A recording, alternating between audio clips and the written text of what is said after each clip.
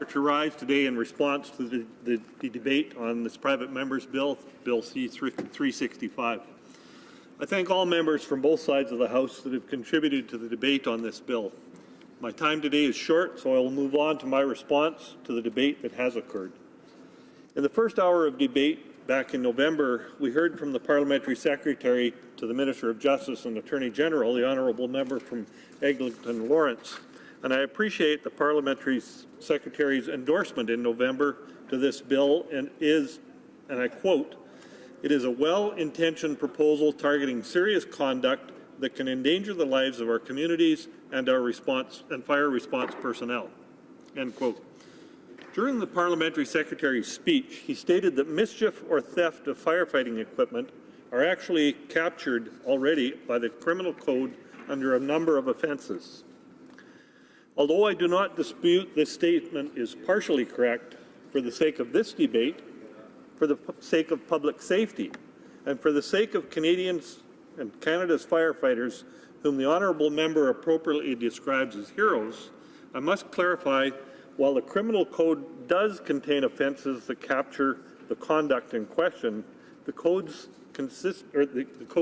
existing provisions are inconsistent.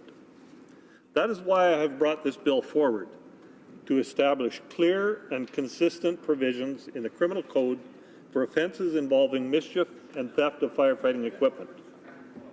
As the Criminal Code stands today, mischief such as vandalism for firefighting equipment that causes actual danger to life may be subject to a maximum sentence of life if the presiding judge decides that such a maximum sentence is warranted.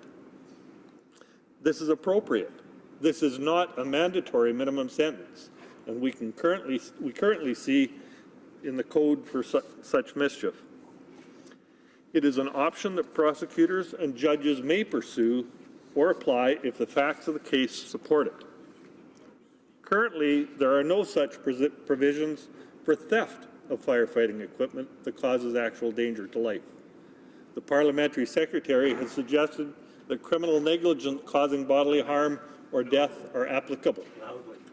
If criminal negligence causing bodily harm was applied to the case of theft of firefighting equipment, prosecutors and judges would be limited to seeking or applying the maximum sentence of 10 years.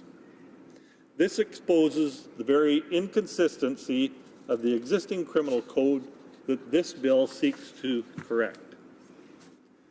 Why should the theft of firefighting equipment be treated differently than mischief of firefighting equipment, if and when these two offences can have the same exact effect of causing actual danger to human life?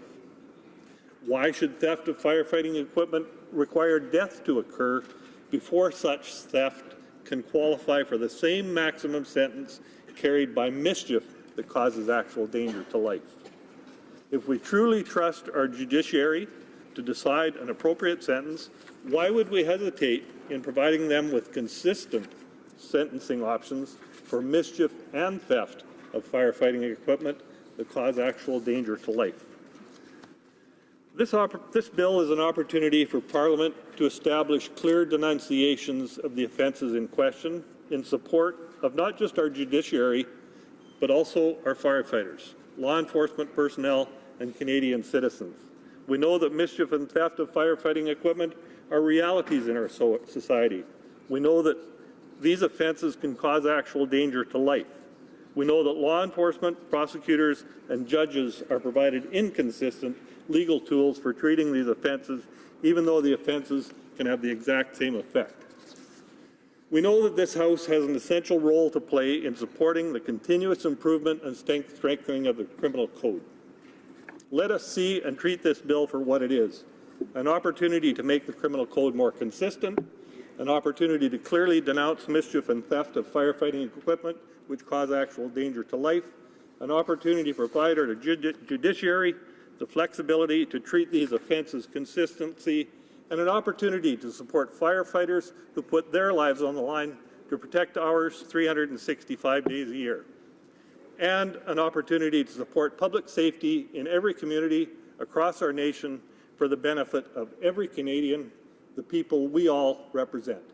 Let us seize these opportunities and not let them pass us by. Thank you, Madam Speaker.